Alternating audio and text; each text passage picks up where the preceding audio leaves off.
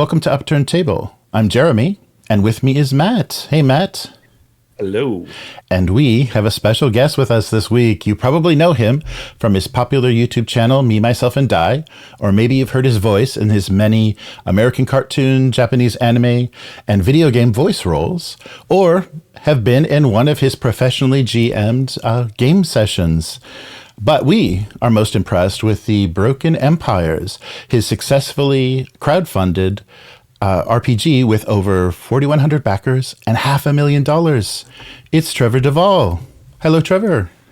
Hello. You make me sound so accomplished. Yes, well, you're a man of many hats. I'm surprised. It's a lot of things we're curious about. So thank you so much for taking the time to talk with us. My pleasure to be here.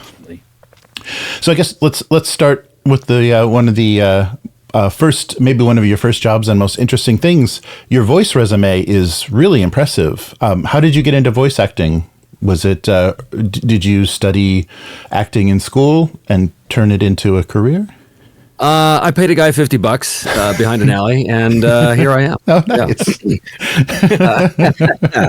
I'd been doing voices and accents since I was like 5 years old, just playing with, action figures and giving them funny voices. And I grew up with a lot of Monty Python, so I was big with the accents, especially the British accents and European accents when I was a kid. So it became kind of second nature to me. But the idea of being a voice actor was not ever something that I thought was a thing. I was an actor. I've been on stage, riding the board since I was a small child. So I was no stranger to the showbiz life. But then I was a filmmaker for a while and a director, and then I moved to Vancouver. Yeah, and I moved to Vancouver in '98 to get involved more in the film industry, and I fell backwards into this crazy little profession called voiceover, and I didn't really realize it was a thing. And people said, "Oh, well, you'll do very well here." So I did, and I did that for 15 years in Vancouver, and then I moved to LA in 2013 and continued my career down there. And that was great. And then I moved out here to Texas in 2021. And I've been here ever since. Yeah. So it was a wild ride. I could go on and on just about the voice career, but I've been very lucky. I've played hundreds and hundreds and hundreds of characters over the years. Some of my favorites, probably Rocket Raccoon on Marvel's Guardians of the Galaxy, Emperor Palpatine on all of the Lego Star Wars stuff. Nice. Tons. There's been lots, so I've been rather lucky in my profession. Yeah, that's great. Yeah, so there's like a visual index of voice actor roles, and they have a little thumbnail of every character, and yours just went on and on and on, and it goes back into like really classic anime, like a lot of early Gundam stuff, and it's like really impressed. And I guess Canada was really big on localization of Japanese anime, I think more so than America early on. Yeah, so. There was the Ocean Group in Vancouver that did a ton of that stuff, and I did Death Note with them, and Black Lagoon, and all the Gundam stuff, and Gundam Seed. That was my first big Gundam one where I played Mula Flaga. So that was cool. Yeah. So yeah, we did a lot of anime up there, and there was some that happened in LA, and they do a bunch here in Texas. They did up in Dallas, but obviously I wasn't part of that team. I was with the Ocean Group, but. It was good years, good times, good times. An actor in Canada, did you end up being an extra on X-Files? No, it's funny. It's funny. By law or something? Yeah, when I first got to Van, it was I guess it was '98. It was '98. So the X-Files was huge back then, and Vancouver was crazy. Like everything was shot there, even more so than later years, and. There was still a chance for a Canadian actor to become, rich and famous and successful doing American shows in Vancouver. But that quickly changed when I got there. Not because I got there, just as it happened. Everything changed, and they started to give the Canadians just like bit parts and stuff. But honestly, I was never an on-camera guy. I had no real interest in it. I did a few little things, but mostly I was a director, and that's what I was going to do. And I made some films and won some awards and did all that. But then I fell into voiceover, and I kind of never looked back. So interesting. Yeah, not a lot of people know that Vancouver actually is like the second biggest place in the world for English animation production when it comes to voiceover, second to LA. So I was lucky enough to be able to work with the best in the biz over both those cities. Yeah, so it's been a good career. Yeah, that's great. So as far as your YouTube channel, when you started that, did you have enough, kind of celebrity, or you were known enough as a voice actor that did you bring a little bit of that audience when you started Me, Myself, and Die? Did any of that translate over, or did you kind of have to build from scratch with gamers? I'm curious if your viewership already wanted to hear your voice and wanted to hear you do voices, or if it was all the RPG fans. Well, it's funny you asked that. That's what I was banking on. When I started the channel, I thought, oh, this will be great. I'll have all these people come over. Not a single one. It was They do not care. I shouldn't say not a single one. I'm sure there's some out there that was some crossover, but largely speaking, the animation fans are not the same as the gaming fan. They're not the same group at all. And I made the mistake of assuming that they were, or at least there would be significant crossover. So I was surprised when nobody came to the show. Oh wow! So I had to build up from scratch, but that was actually fine because I started the channel as a joke. It was just like, wouldn't it be hilarious if I played all the characters myself? And I'll tell you the origin story of that as well. But it was a joke. I thought, wouldn't this be funny? And turns out there was all these other people who were like, "Oh no, we've been playing by ourselves in the basement for years." And as it turns out as well, solo roleplay has been a thing since the very beginning. I'm reading that John Peterson book right now. Oh, right. What's it called? Playing at the World. Remember. One of the first one, maybe one of those. And it's about the early history of the game, right? And yeah, solo stuff, like stuff without a GM was around since 75, baby. Right. Like it's always been here. So it's just amazing to me. But I had no idea. I use the solo stuff as just tools to create adventures and stuff like that. It was never really, So anyway, I did that and people started to like it, and I thought, okay, well I'll do a little more, and then a little more became a lot more, and here we are. Wow. That's good. Your seasons, which I love, is you change from system to system, and then of course it turned into the Broken Empires. Right. How far along in your seasons was it when you were like, you know what, I'm going to do this with my own system? Like, was that early on or pretty late in the whole thing? It was actually pretty late. When I started the show, I didn't know what I was doing. Like I said, I was like, I don't know, I'll set up some cameras and push some miniatures around a table and roll some dice and play a game that I know and really like, which was Savage Worlds, and just have fun with it and see where it goes. And where it went was 22 episodes of some pretty quality stuff, as it turned out. And so I thought, well, this is an interesting opportunity for me to show people that there's so many other games out there besides D&D, because that's always been a passion of mine. Like guys, there's a universe of games out there, and everyone is they think that D&D is the only thing. This is a common problem, right? This is not anything new. But so I thought, well, this is an opportunity for me to actually demonstrate some of these things. So the second game was Ironsworn, which is sort of designed for solo players, and Sean Tompkin, the creator, he had sent me a copy of the book, and I was like, oh, this is pretty cool, and this is very different to anything I'm used to.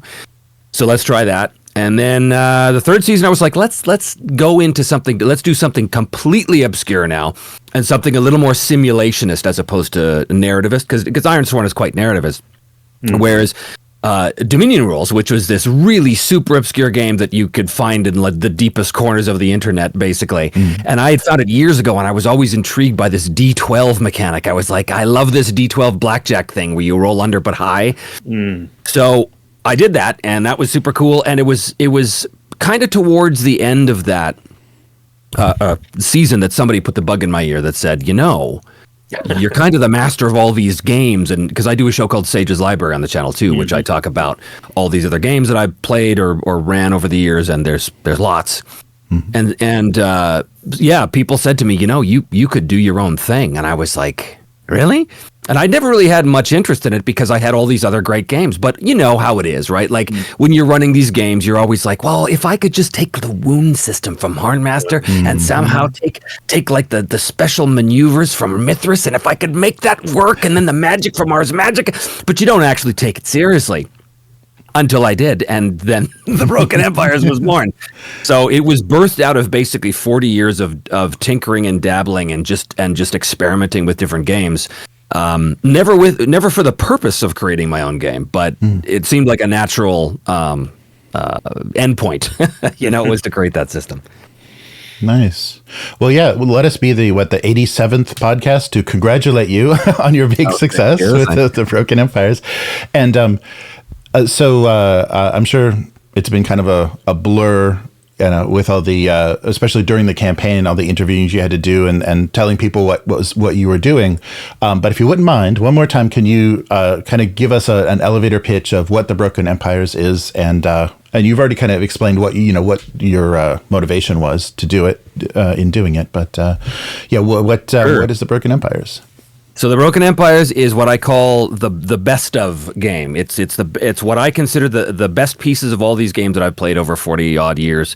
And what it seeks to do is it seeks to take all of these disparate seeming systems and put them together under one umbrella to make them play well together, to create what I call a Sim-Lite experience. And what that means is simulationist-light experience. Now, these terms, as all the gamers know, are fraught with baggage, and everybody has their own versions of it. But I will tell you what I mean when I say simulationist. What I'm talking about is the mechanics of the game do a lot of the heavy lifting for you, that the GM doesn't have to hand wave or come up, that they can rely on the system, but not so much that it becomes just an exercise in formulas and math like something like Pathfinder would be. Pathfinder, I mean, there's a rule for walking and chewing gum, right? Well, that's 2 actions.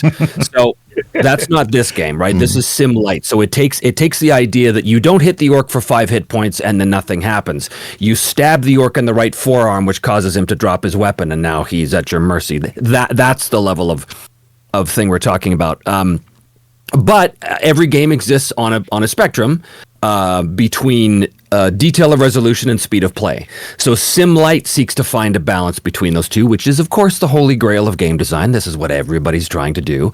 But I knew that I could only satisfy me, because everybody's got their own tastes, and everybody has their own things that they feel are important in a game. So I thought, I'm going to approach this purely honestly. I'm going to approach this. What is the thing that I like to run, that excites me in a game? And that's what I'm going to do. And I'm not going to apologize for it. There's going to be some people that like it, some people don't. And that's fine. Because as we all know, there's a bazillion games and a bazillion different ways to play, and they're all fine. So Sim-Lite is trying to find enough detail to give the GM enough rule structure to be able to rely on the game system itself to help paint the picture of what's transpiring without having to fall back just on a bunch of formulas and numbers, as I said. So there are aspects of old school and new school in there, right? Like there's deeply simulationist ideas, like the idea of every time you get hit, you suffer a specific wound, and that wound is subject to infection based on all kinds of things. But then, you get the more old or the more new school idea, rather, of you don't have to worry about your adventuring gear. You have a gear die that you roll to see if it degrades. So it's these wildly different philosophies that have all been sort of roped in and forced to play together under this umbrella. But so far, it's pretty cool. Like it's wild, and the magic system was heavily inspired by games like Ars Magica or Mage, because I always loved the idea in any game I ever played. Well, let me put it this way: I always hated the idea of any RPG I played that I was restricted to a spell list, and especially Vancian Magic. That always drove me nuts. What, I have to pre-memorize a spell and then I just forget it? That's the stupidest thing I've ever heard. And I thought that in 1980. So when I discovered Ars Magica, I was like, oh, you mean a magic user actually gets to, make magical things happen based on the things he knows how to do in the moment? Duh. So that's what it is. Now, of course, the dirty little secret about magic systems, for anyone who's ever designed them, is that everything is ultimately a spell list. You can't get away from it. That there's no such thing as a freeform magic system. If you have a truly freeform magic system, you have the wish spell over and over and over again, and that is not a system, as Gary Gygax himself tried very hard to communicate to his players. But so the Broken Empires is about giving a lot of detail in the outcomes, and also where there is system, to provide a system that helps the GM do things that traditionally maybe they didn't have a lot of mechanical support for. So travel is a big deal. The amount of players that I've talked to that just hand wave over travel, and I'm literally like, dude, I have run entire campaigns which were basically nothing but walking around a lot. Like that was the whole thing, was the travel. So to me, I was a child of Tolkien, right? So the long walk to Mordor, that is the adventure. Right. Throwing the ring in, that's just something an NPC does. But travel was a huge, huge deal for me through all the games I played. And then I encountered the One Ring, the first edition when it came out, Cubicle 7's One Ring, a number of years ago. And that blew my mind for two reasons. One, the travel system took travel and gave it a mechanical system that was perfectly in line with the setting in a masterful way. So that was a huge inspiration for me. And then they took the idea of social encounters and mechanized them in the way that wasn't a social combat, which is what a lot of people do. What the One Ring did is it took the idea that there are many, many ways to get what you want, and violence is only one. Just as important to the character, is what they want. And sometimes what they want can only be gained by speaking and asking and debating, right? So the One Ring had these concepts in it, which I fell in love with, and then immediately applied to every game I ran from that point on. And so it was very easy for me to say, oh, well, of course, I'm just going to port in my own version of this and make it work with the system I have for the Broken Empire. So those things are traditionally not mechanized by a lot of games or game masters for obvious reasons, right? Like a lot of people approach the social thing as, well, why would you need mechanics? I mean, that just devolves into a bunch of dice rolling. Well, to that I would say, so does combat if you play it that way, because that's all combat is. Yeah, I roll to hit. Do I hit him? Well, let me submit to you that you're literally doing it wrong if you're playing the game that way, because you're boring yourself and you're boring your players. Right.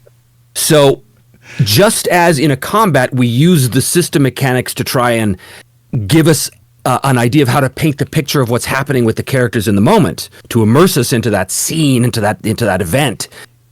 So too can you do the exact same thing with social encounters, because what is crucial in a social encounter is what is at stake for the characters. The characters have to want something, and they have to want something from another person. That's typically another NPC. So it is not about social combat. It's not about, I'm going to whittle down your social hit points until whatever. It's about, how do we get what we want before the tolerance runs out, before whoever we're listening to says, all right, enough, right? So some of the greatest and most tense encounters I've ever run in my entire career was using the social encounters and using these mechanics that I put in the Broken Empire. So it is, I'm not going to call it revolutionary because that's hubristic and nonsensical, but I will say that it is not often done. And I think it's not often done because people have the wrong idea about it. They have the wrong idea of what a social system is supposed to do and what it can do. So yeah, I'm super proud of that, because when I talk about this stuff to people, especially people that don't have a lot of experience with it, especially if they're coming from something like bog standard D&D or something a little more OSR, their minds kind of get blown. Wait a minute, you have rules for social encounters that, what? You have rules for traveling that isn't just rolling a random monster encounter every day? What? And it's fun? Yeah. So, again, I didn't set out to reinvent the wheel when I started this game. What I set out to do was to take all the wheels and all the beautiful cars that I already drive and put them into one horrible conglomerate monstrosity of a vehicle and get it to go down the road. Right. Nice. Yeah, I think that's a good instinct to make the game that you want to play, because as we've seen with like D&D 5e, if you crowdsource ideas and you ask everybody what they'd like in a game, yeah, you're not gonna satisfy anybody. Yeah. Mm-hmm. That's great. So you mentioned the Sim-Lite. Did you think that in kind of the subtitle of the game, was that important for you, so that right on the cover of the book, people knew, kind of what they were getting into, and you didn't have to, they didn't have to read the entire book or go through the mechanics before they knew kind of what style of game or what your take on it was? Yeah, partly. The other part was to be intriguing and act as a hook, right? What is dramatic Sim-Lite fantasy roleplay? What does that mean? Right. Sim-Lite is obviously the big one, because it's, well, what does that exactly mean? And a lot of people leap to a bunch of conclusions, but that's okay. As long as they open the book and read about it, then that's fine. Nice. So it was important though because, and again, these words, these terms are charged, and they carry a lot of baggage. Even if you use the word dramatic, with a lot of OSR type players or old school players, they will hear the word dramatic and assume you're talking about a story game, and that is absolutely not the case. This is a traditional RPG in every conceivable way. It just uses some kind of newer mechanics to help speed some things along, and also because I think that's cool. I think the idea of an ammo die is cool out of Forbidden Lands. That's where that comes from. Right. Where I saw it, I think it comes from somewhere else originally. But the idea that every time I shoot a bow, I roll that die type, and if it rolls a 1 or 2, it degrades one die type. So it's a slow progression of your ammo. Now, how is that functionally different from just counting arrows? Well, rolling a die is fun. That's how. That's it. It creates a certain tension every time you roll a die. That's the only difference. Otherwise, you're just tracking your arrows. But there is a difference. It's just like people who say to me, well, what's the functional difference between rolling D20 and rolling a D100? They're ultimately all just the same kind of spread in terms of numbers. To them, I say, you've clearly never rolled D100, have you? Because having a 62% chance of succeeding and rolling a 63, baby, that's all the difference I need, right? Agony. And you have a lot more granularity with the D100, and you've got 100 points allowed, 100 points allowed on the spectrum there. You've got all these different points you can play with as opposed to just 20. One of the things I took from Delta Green, which is a fantastic game, was this idea of the blackjack system. Well, it wasn't just from Delta Green, because Dominion Rules had the blackjack system as well. But the idea that on a D100, you roll under but high. That was very unusual in most D100 games, because the vast majority of D100 games, which come from the BRP family, like Cthulhu and RuneQuest and things like that, they have the conceit that you still roll low, and that the lowest you roll is the best, right? Like on a D100, in those games, the best you can roll is 0-1, right? Well, Delta Green said, no, it's roll under but high, and then just compare the numbers, and whoever got the highest wins. And to their credit, Mithras also adopted that for their D100 BRP derivative with opposed rolls. And I loved it. I was like, yeah, this is fantastic, because I love that immediate ability to tell what the result is just by looking at the numbers, right? Like if we both succeed at our rolls, we both roll under our rolls, whoever rolled the highest, literally that's who won. And I just take that a step further with the idea of success levels, right? Success level is the tens die. So that's the level you use to determine how many combat maneuvers you can do, what they are, and what kind of damage you do. And then the ones die on the die roll is your hit location. So one roll in my game tells you a lot of information. It tells you if you hit, where you hit, how hard you hit, and the kind of maneuver you can perform because of that hit. So there's a lot going on there, and all without tables. So the only table there is in combat is the hit location table, which is dead simple, and it's right on your character sheet. Can't miss it. So it's not like a Rollmaster or a MERPS or these games where you have to consult all of these charts in order to have a resolution. You know what the resolution is based on the outcome of the die roll in front of you. So that I like too, but that's not what we're talking about. What we were talking about, I got off on something. What did you ask me? Just about putting Sim-Lite on the cover and expectations, like player expectations. Right. So that idea of dramatic fantasy Sim-Lite roleplay. Dramatic. That word has baggage to some, but it's not a story game. Sim-Lite, of course, I've already explained what I mean by that. Fantasy, obviously, that's the genre, and role-playing game, I hope we all know what that is. Although that's under some debate, too, according to John Peterson in this book. So basically, with your YouTube channel, you were kind of playtesting and developing as you played, as a solo player. Yeah. So how was that to be testing mechanics and building a setting with an audience, with a comment section and everything? Was that a unique experience? Was it satisfying, or would you prefer to have done it off camera? Well, it was a unique experience. Using the season to test the system sounded like a great idea. When I came up with it. I wouldn't do it again. And that is because, as I've said a million times about my channel, I'm doing a show. It's not just a guy playing a game. You're not getting that experience. You're getting a show. Right. And that means that my responsibility is still to my audience, and I want to make sure that they're having a satisfying experience.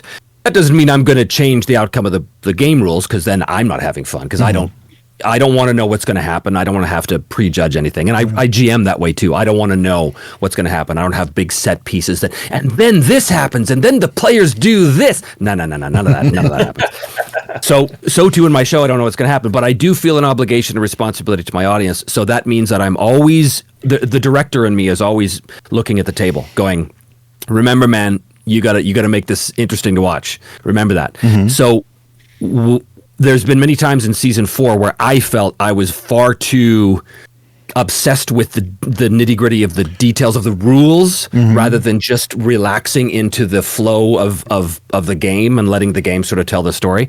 But that's what happens when you're using a system or when you're using the season to try and playtest something. You get focused on that, and it's fine. It's not like, oh my God, it was such a disaster. It was fine. I'm perfectly proud of the episodes I did, and it's not even done yet. Like, I had to take a giant hiatus. The season isn't finished yet. But yeah, it was a lot of work, and also, when you're playtesting things, they change. And so, like, if you look at the first episode of season 4, the combat system is a very different beast than what it is today. I was still using phase initiative back then. Like, it was completely different thing. So again, that's fine because that's all part of the process. But if you're using that as like a sales tool to say, hey guys, do you want to see how this game is played and you want to back it on Kickstarter? Well, don't go watch this because that's not the game you're getting. Right. So it was an interesting experiment, but I wouldn't do that again. Interesting. Yeah. Nice. That was you mentioned Sean Tompkin and including and from the Kickstarter, you said the Ironlands are included in the Broken Empires. So how did you negotiate that? Was it just because you had already, as part of Me, Myself, and Die, you'd included it, and then you just asked permission, or was it any negotiation? Was there money under the table? No, it was very simple. I mean, Sean was he was really supportive of the channel when he found it, and I think it was him that suggested, hey, you should use this game. Oh, or if it wasn't, it was somebody close to him. And so when I found out, this is great. So before I did season 2, I did an interview with Sean, and part of that interview was he was helping me convert Arn from Savage Worlds to Ironsworn. Oh. So he was very, very, very integral to season 2 from the beginning. So as I went through season 2 and, explored my version of the Ironlands, it was really cool. But I always knew that Sean intended everybody to have their own versions of it, right? He always intended it was kind of like he treated the way Columbia Games treats Harn, which is, this is your own version of Harn. We're not gonna step on your toes. We're not gonna create something that's going to undo what you might have done by developing some area or something, right? So he wanted to keep that kind of pure, and I thought that was great. So I specifically took my version of the Ironlands and I removed it from my world, quite literally. It was cut off by this magical barrier called the Iron Veil. So then as I'm doing the Kickstarter, I wrote Sean and I said, hey man, the audience, they know about the Ironlands. I can't just pretend it never happened. Do you mind if I mention it? And he said, of course, mention it, put the map in, do whatever you want. I'm like, well, I'm not going to put the map in because, that's your thing. But yeah, he was like, absolutely. Nice. I'd be honored. That'd be fantastic. So yeah, that's all it took. And I said, because I don't want to take your copyright and your IP. And he said, IP, schmip, use it, whatever you want. So that was awesome of him, because that is a real nice little Easter egg for fans of the show when they buy the book. Is like, oh yeah, look, the Ironlands is just over here off the map. Look, there it is. Nice. So I think that was really great of him to do. It was easy. I just had to ask. Yeah, that's great. Yeah, I think that's what's really nice about kind of the current RPG community is, like, people want to help each other and people want to support each other. Like, just him finding your channel and being excited about it, I think, probably did a lot for the, popularity and notoriety. So yeah, that's really great. Absolutely. It's the whole community is fantastic. I discovered them at Gen Con 2 years ago. It's the first time I went to Gen Con. Excuse me. And when I found the other YouTubers there, the other gamer YouTubers, I didn't think that anybody would know who I am at all. But they did. That's great. The night I met Kelsey was fantastic. It was her birthday, and Professor Dungeon Master had invited me to this dinner with all these YouTubers like Baron Durop and Ben Milton and all these Dungeon Masterpiece and Questing Beast and all of these guys. And I was like, I don't want to go. No one's going to know me. It's just, all right, I'll go. I'll have a drink and then that'll be it. So we walk into this restaurant and Kelsey sees me and she goes, oh my God, you're here. She comes up, gives me a big hug. I was like, what? So that was a welcome surprise. But I have to say that they have been unbelievably supportive of this whole project since the very beginning. Kelsey especially, man. She's been like my rock. She said to me, anything you want to know about how Kickstarters work or anything, just let me know. So she's been our guru every time I've got like, I don't know how this was supposed to happen. And she says, it's okay. This is how it works. So she's been fantastic. But everybody has. Dave Thalmavor as well has been fantastic. Yeah, the Professor DM, Dave, and Kelsey all came on my channel to do a test run of an early version of the Broken Empires. Oh, nice. And that was really cool. That was super cool. So, yeah, anyway, the point is the community's been fantastic. Yeah. Oh, that's great. That's really neat to... sorry. No, go ahead. That's really neat, too, to think, because Kelsey's game is very different than the Broken Empires. Yes. It's definitely more of a new spin on the OSR or what have you. And yours is definitely rooted in other games, which is wonderful for me because I also love playing other games. But to see them still support you, that's really cool. Mm-hmm. Yeah, it really is one of those like rising tides lifts all boats things, and all of us understand that. So, the fact is that our community, as I hate that word community, our community, the people who play role playing games, we're a tiny little group, all told. Yeah. I mean, you put NFL fans compared to RPGers, and that's not much of a scale there. Right. So, anything we can do to sort of help each other out, or to get the word out, or to promote each other's stuff, it's all good, man. Like.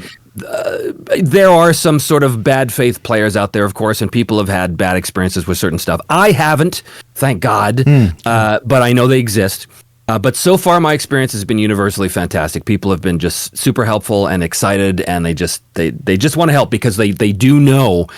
Like Kelsey's a perfect example. Yeah, Shadow Dark and the Broken Empires couldn't be farther apart in terms of their systems or what kind of experience they're trying to create for the players, and that's a good thing. Because there are people out there who want both, right? And I'm one of them. I love playing games like Shadow Dark. I think it's fantastic. It's funny, people say to me, oh, so now that you've made this game, is that going to be like your primary game? I'm like, are you out of your mind? I'm so sick of this thing. I never want to see it again. That's not true. It's not true. But yeah, no, there's the world of games is so huge. I couldn't possibly imagine not wanting to just continue and try them all, Oh, yeah. Yeah, definitely. So do you see the Broken Empires as something that there might be a second edition of, or do you think that it's pretty much like where you're at by the time you get to the Kickstarter, you're really satisfied this is the complete edition of this game? Or is there going to be maybe a Broken Galaxies? Are you going to pivot to another setting? Well, as every designer says, the first edition is always perfect. There's never any mistakes never any need for updates. I'm trying very hard to make this game as perfect as I can before it goes out, but that's impossible. And with every work of art, at some point, the artist has to just release it into the world. Every game goes on your shelf, and it's never done. It's just... Well, that's the version that went to print. Right. Because at some point you got to walk away and say, that's it. That's all I could do. It's in God's hands now. So, yeah, but that said, I'm trying to make it as concise and as tight as possible. And I'm trying to head off any kind of rules questions before they come. And there's a ton, right? Because when you have a free form magic system, there's nothing freeform about it. It's nothing but a bunch of rules. And so those rules, every time they interact, you have to make sure that they're not breaking something somewhere, right?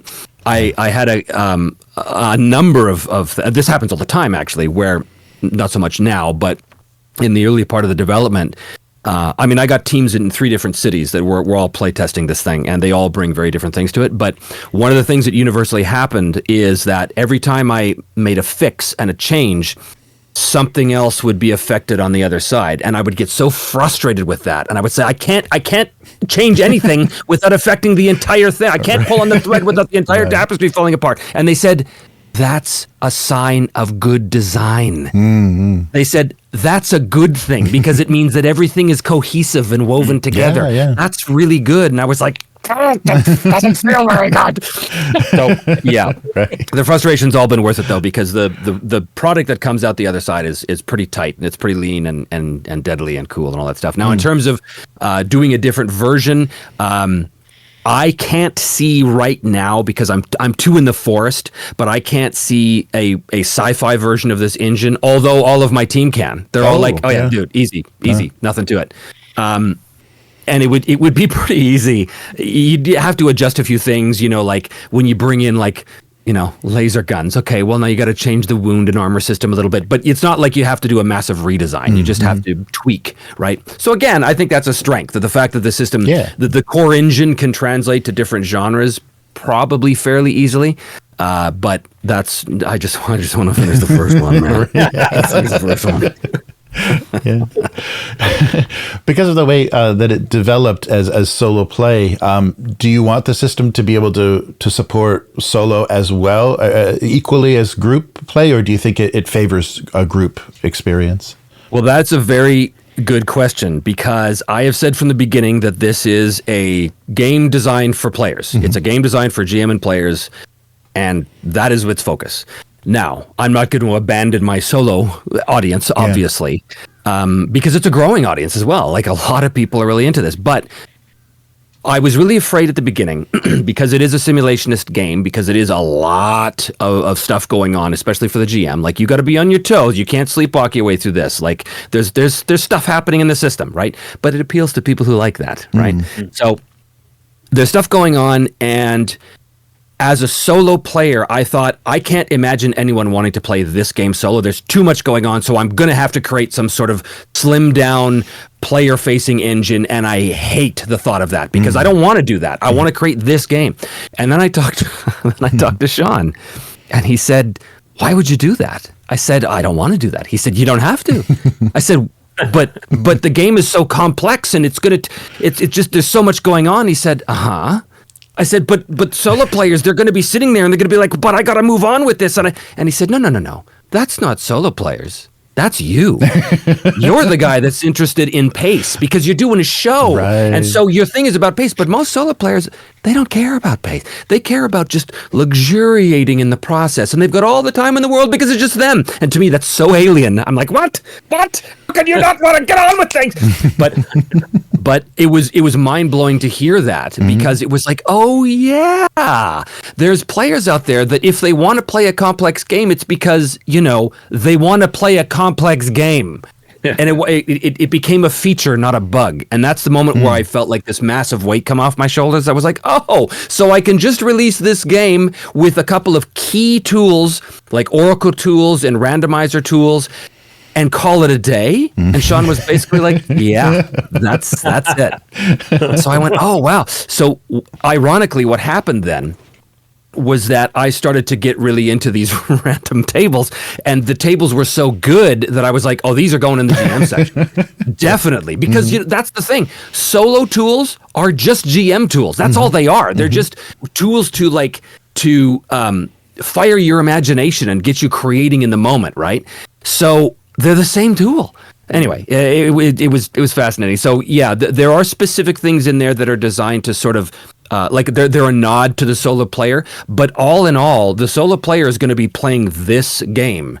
That's great. There's not, So I will say too that those solo players that are interested in more narrativist experience, something akin to Ironsworn, this probably isn't their game, because if you sort of slim down the rules to get to a more narrativist, I can't even say the word. That's how alien it is to me.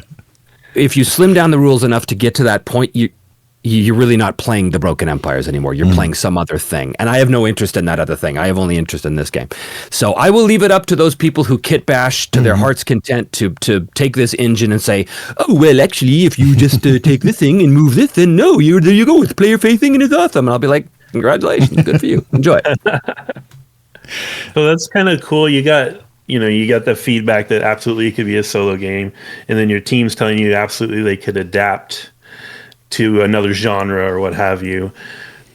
What are the things, I'm just wondering now, what are the things that, you're like, you had to cut that you're like, no, my baby, or the things that they came to you and said, we probably should do this. And you're like, I don't know. Were there any things like that? Oh man, that is every day. Yeah. That is every day that happens. Yeah. It happened last night. We were going over the, races of the game, the player races. And I was looking at the descriptions, and I realized that something I was really, really, really bent on including about with half-orcs just was unnecessary. And we looked at it, and not only was it unnecessary, it was sitting there like a big boil on the ass of the game. It was just like sitting there going, pop me, get rid of me. And I was like, and I just had to admit, I was like, okay, it's got to go. It's got to go. And I just lanced the boil, and away we went. So that happens all the time. And I will say that I'm very proud of myself to be able to slaughter my babies like that, because when it does happen, I'll tell you, this was a huge moment. This was a long time ago, where we were having a play test, and it was after the test, and we were going back and forth at the table and wrestling with certain ideas. And an idea came to me that was so revolutionary to the people at the table, their jaws hung open. And we were talking about statistics, right? Like strength, dexterity, all that kind of stuff. And we were in a big argument about something. And I said, wait, what if we don't need stats? And they went, what? I said, no, hear me out. And I made my pitch for it. And it was in the moment. I was like just thinking of this as it was coming up. But I realized in that moment, the game doesn't need stats, that everything is based on skills. And anyway, there was a whole thing. But they were like, oh my God, you're right. We don't need stats. And I was like, to kill stats from a game, that's about as fundamental a change as you can make, right? It's like saying, what if we, and I'm not the only one who said this, what if we didn't use dice? Are you out of your mind? So, yes, I have to kill darlings all the time. That was a good one, but there's been many times. Oh man, the phase initiative. Oh, I desperately wanted the phase initiative to work for me. I tried so hard to make that fun for me, and I just couldn't do it. At some point, I had to go, well, you know what? We're going back to a more traditional initiative. We're going back to round by round, and that's the way it is. And it works better, and the game's better for it, and that's what happened. You have to take the things you think, and that's the other thing, man. Like, oh man, there's so many things that are beautiful works of art on paper, and they're perfect, and oh my God, they're going to be so great. And then you put them on the table and watch them die horrible deaths. Right. As you realize it doesn't work, There's been a lot of that. Well, along those same lines, were there kind of paying attention to current sensitivities that you kept in mind, like safety tools or, kind of changes of terminology that certain companies are doing now?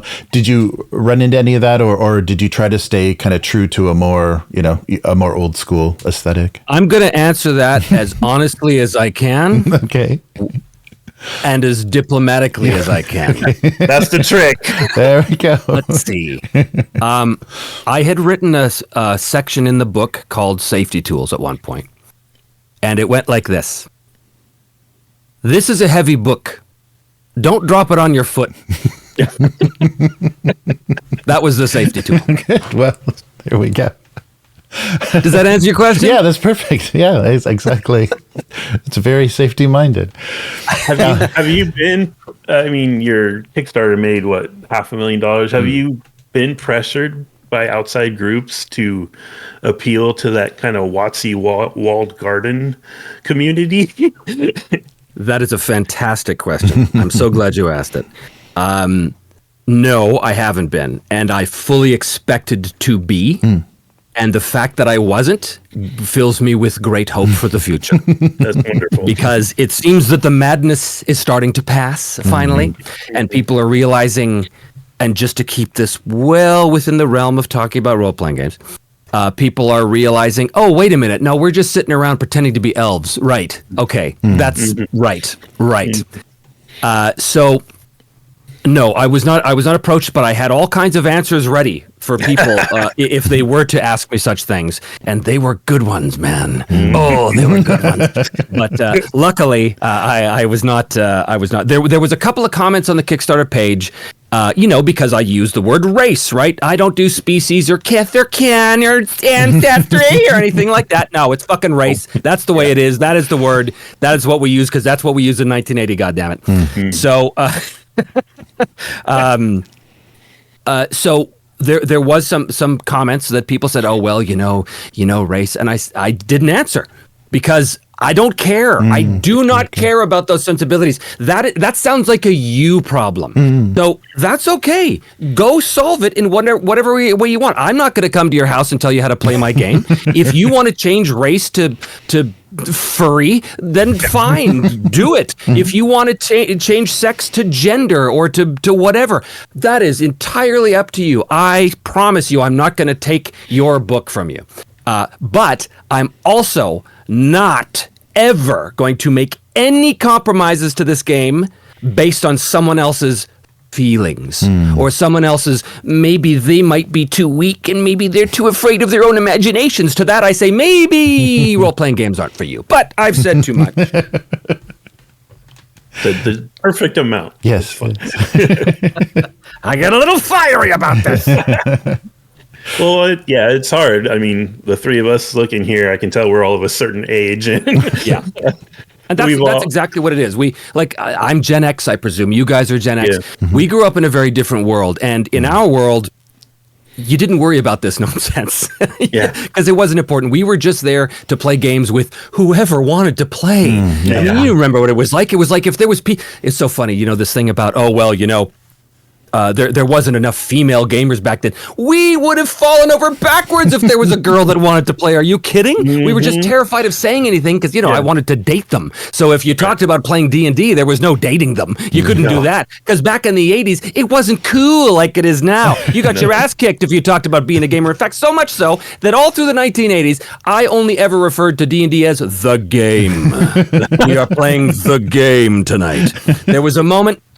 We were all in our teenage years, and we were all playing a game of my friend's house in the basement, and all of the girlfriends just suddenly decided to do the pop-in, and this was a nightmare, because we didn't tell them we played the game, so we were trying desperately to try and cover up the table, like we were all watching porn or something, instead of sitting around, killing orcs for +2 swords. So that it was a very different world back then. So I think that people who make these kind of complaints now, I think that they have a certain lack of perspective on... Certainly they have a different perspective than mine. And again, like I said, they are free to do whatever they want at their own table. Mm-hmm. All the power to you. Fill your boots. It'll all be good. But my game is what my game is. And apparently 4,100 people seem to think it's okay. So that's not a bad start. Yeah, that's good. That's good. I didn't see this on the crowdfunding page, but I wanted to ask you about digital assets for online play. Was that something that, because, we were kind of all forced to become online gamers for a little bit of time, not too, just a few years ago. And so that's become something initially, I think a lot of people didn't accept, or it was kind of mechanically hard to do. We got used to it. And so is the Broken Empires, is it going to have VTT support? Yes, we unlocked the Foundry stretch goal, so there will be. We're designing it right now. Okay. We're sort of designing it concurrently as I develop the rules as well, because there's a lot of architecture that has to happen with the Foundry module, and they can only get so far until I say, okay, here's the final rules, guys. Right. But it is in development. I have a kind of a complicated relationship with the whole online gaming thing because, as you say. It's sort of a blessing and a curse at the same time because it allows people to play that would never have the option to play. And that's an amazing thing. The fact that I can dial in with my buddies in Vancouver and LA and Ottawa and Edmonton and all play a game together, that's a dream. That's a dream. However, the experience of online play is a different animal than around the table. And I'm sure you guys know that. I'm not saying it's better or worse, but it is different. And there's a lot of people out there, especially younger gamers, that have never played in real life. Yeah. And I would submit to them that they haven't really had the true RPG experience until you're breathing the same air and rolling physical dice with people in a room. It is a different experience, and I believe it's foundational because there are ways of communicating and ways of playing the game that you can only access in a room where people can talk over each other, where they can cock one ear to what the GM is saying while at the same time looking at the map on the table, where coming out of the bathroom and saying, "What did I miss?" Things like this. They're just fundamental things that define the experience far beyond what mechanics can do or what the interface can do. So I think that we have the technology. I'm very thankful that we have the technology to be able to do this. It's been amazing, but I don't default to it. Like it's funny because one of my really fantastic playtesters and sort of rules consultants, Jared, he is entirely online now. He didn't used to be, but since 2020 and that particular event happened, they all. And here's the really funny thing is those guys all play, and the majority of them are up in Vancouver, but they're all playing via Foundry, and I'm like, what are you doing? You could just drive 20 minutes and be in the room. But they got so used to it, and some of them like to take a little drink, and so maybe it's a little better if they do that at home. So I applaud all that, but at the same time, I'm like, if I had the opportunity to play in person like I did in the old days, are you kidding? I would be all over that. So VTT, to me, it's a necessary evil. It is a thing that we need because it facilitates this kind of play, but it's not something my heart's in. So that's why I pass it off to my programmers. And I say, look, guys, you need to make this as awesome as possible. Just don't bother me with the details.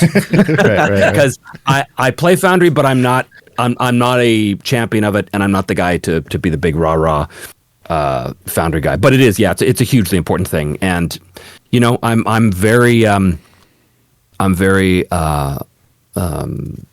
aware of people's situations, especially where they got wives and kids and jobs, and they can only play once a month maybe, and they've moved away for some situation, and this gives them the opportunity to even get a taste, give a little taste, the taste of the old days.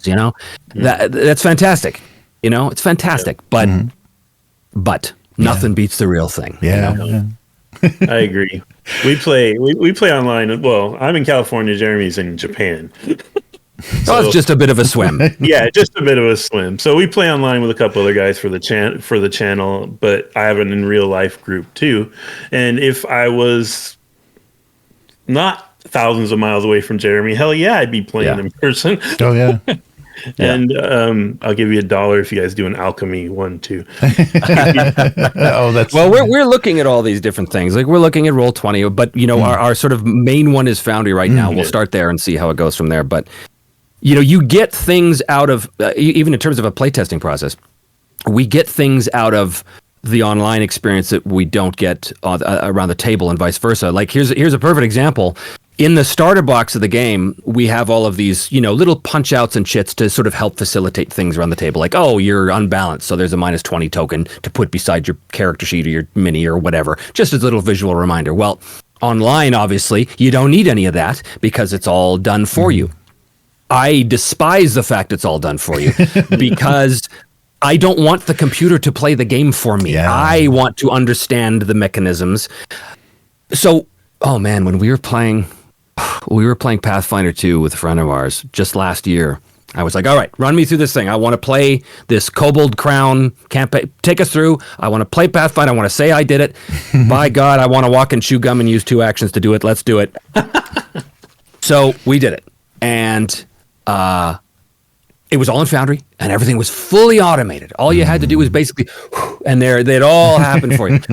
And I hated that because I didn't understand what I was rolling. I mean, I understood that I'm rolling to attack, but oh, it's great. They say you just hit the attack button. No, that's not great. I want to know. Well, what are the modifiers? I want to know what the armor class is. I want to know what I could. I want to know. Do I have a gang up bonus? I want to know this stuff. I don't want the computer to play the game for me. Otherwise, I go play a video game because it does it better. So that part drives me nuts. But again, I understand the appeal to it. But when we are playtesting things at the table, like I said, we've got little chits and things like that, and that is really valuable. And it is utterly useless in the virtual environment. and vice versa. So Jared also does these Google spreadsheet character sheets for us, which automates everything, right? Mm-hmm. And we were having a conversation one day about the fatigue or something that, he's automated. So when you take the fatigue, it automatically affects your skills or whatever it is. And I said, it's happening so fast, that automation. I want to see exactly how it's working. And he said, well, I mean, the whole point of automation is to, automate it so you don't have to see it. And I said, yeah, but at the table, you have to do this. And he looked at me and he said, I have not played a game at a table in 5 years. And I went, yeah. Oh my God. And I met him at a game table. So to hear that, I was just like, I feel so betrayed. But it's true, because he doesn't have to. All of his gamers are on the Foundry and online. So the good part of that is of course, he brings an entirely different sensibility to our playtests, which is great for the Foundry development, because it reminds me, yes, okay, there are things that I don't have to worry about in the Foundry ecosphere, or whatever you call it, that I have to worry about at the table. So it has been hugely valuable. But anyway, boy, I talk a lot. Yeah, that's good to know. I think that's been a challenge. I would love to play online with you, Trevor, because your audio setup is so gorgeous. It sounds amazing. Oh. Good. Wasn't sure if I was speaking. I might be peeking. Yeah, that was the initial thing. Like, before everyone was forced to buy a better microphone and a better camera, the randomness of, playing online and everyone's laptop, microphones and things was really hard on the ears, but it's gotten much better. Audio is everything, man. When in the early days of the pandemic, when we were all sent home and working from our home studios, not everybody had a home studio. So we would be in these these animation sessions where you could hear the actors like me, who understand what a booth is and how to equalize levels and all of this stuff. So you could hear, it sounds like he's right in the room. And then you could hear the actor that didn't have any technical knowledge, and I'm just in the bath right now, and we'll do the show for me. Oh boy! Yeah, don't mind the kids crying in the night. Okay, all right. It's amazing how loud dishwashing is. Like, somebody washing dishes in a sink is amazingly loud. Yeah.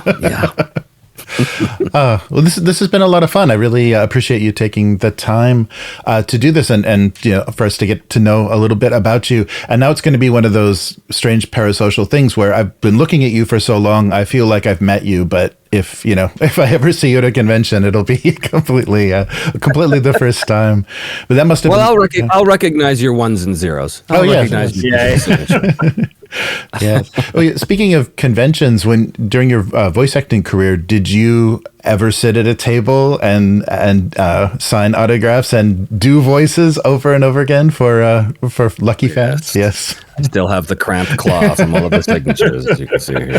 Yeah, anytime I've been seated, because I'm a cartoonist originally, and anytime I was seated near kind of that area, I get to hear the same Dragon Ball line, over and over again.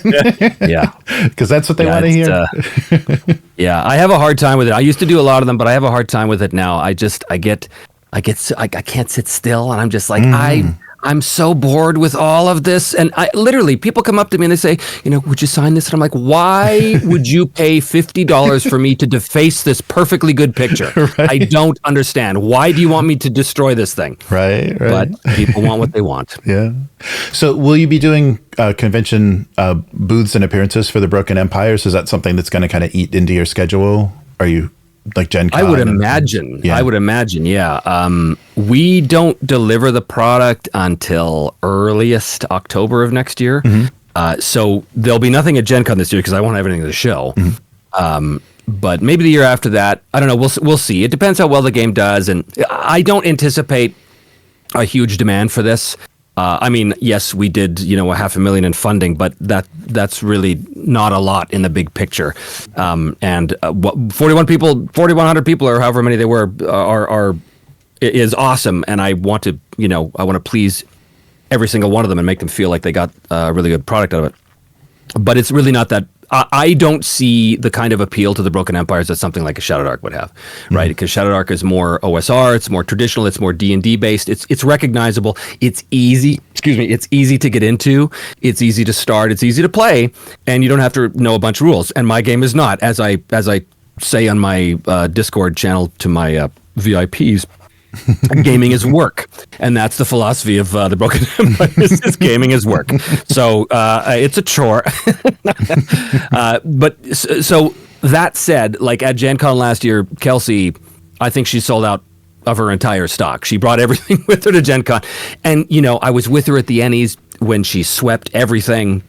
It was fantastic, but she sold everything she brought. Well, I do not in a million years see the Broken Empires having that kind of appeal. I just don't see it. I would be amazed if we sold like 20 books at Gen Con kind of thing. So we'll see. You never know, but I have very, very realistic expectations of it. That said, the convention circuit is where you get people's attention, right? And it's where people find things that maybe they wouldn't have seen before. That's still the case, even in the age of the internet. That's still a very real thing. So I'm sure I will be doing a circuit at some point. I dread the idea of running games for people.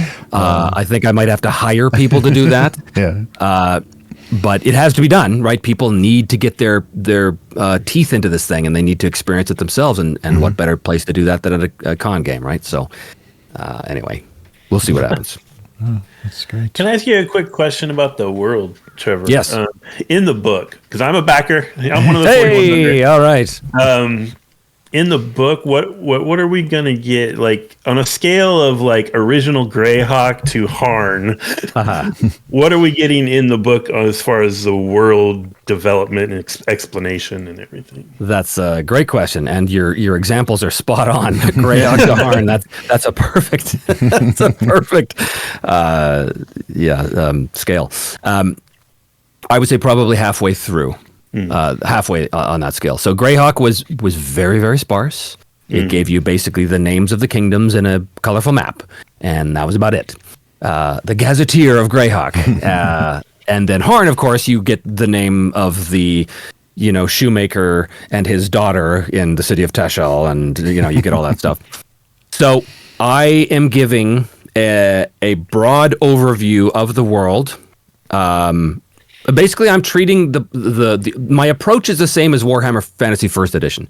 So in Wifrip First, what they did was they gave you a big 30,000 foot look at the world, and there was very little detail on that. You had a really, really, really nebulous kind of map of the world, and then they talked about the old world, which is Europe. And you had, several paragraphs on each major nation, right? There was Estalia and Talea and Bretonia and all of the analogs for the European countries at the Renaissance at the time. And you got a sense of the flavor. And more importantly, you got adventure hooks all laden through there, right? As you were reading about Bretonia, and it was like, oh, what is this city of Paravon? What's going on there? But it was just a casual mention. So that was hugely inspiring to me. And then you go to the old world, or you go to the Empire rather, which is, the place where you really play. And then they zoom in even further, and then you learn about the elector counts, and you learn about the coach systems, and you learn about, the city-states and all that kind of stuff. And you get more detail. So that is kind of what I'm doing here with the Broken Empire. So we are basically giving a broad overview of what you see on the map, which is all of the main areas, which is Dune Blaine, Hohenwald, the Serpent's Teeth Islands, Tical Dondala, Vestria, the Baronies, Angevin, the Westlands, Mountainholm, Viksgrad, Durangia, Satagoy, and the Red Wastes. And what you'll get is like a bunch of paragraphs that give you an overview, but every paragraph starts with a not prose. We're not White Wolf, but it starts with a little in-world piece. Very often it's a piece of a letter written to someone that has something to do with the place we're talking about. So it immediately sort of gives you the feel, the atmosphere of what it is. And then we go in and we talk about, the generalities of it, but we laden it with adventure hooks ideas just in case this, So GMs are free to grab that and run and do whatever they want with it. So I think that the one place that will have the most detail is the Westlands, which is the place that we explored in season 1 of the show, because it's just kind of closest to my heart, and I kind of know it best. So we'll do more detail, but I don't want to do too much detail either, because I don't want to go down the Harn route. I don't want to have a situation where people now think, oh, well, if I'm in the city of Chiton, then I know that this block has this swordsmith whose name is such. And no, I don't want to do that. I want to allow players to be able to flesh that out. And interestingly enough, I've added a couple of places on the map, which I love. I love this idea. So on the map, there's a place called the Shroud, which is this gargantuan section of land, basically between the mountains that split Angavar from Drangia and upwards towards Viksgrad. And basically what this was it's a whole area of the world that is up on this gargantuan plateau. Like it's on a cliff, like 100 feet tall. And it's completely covered in this shroud of clouds and mist.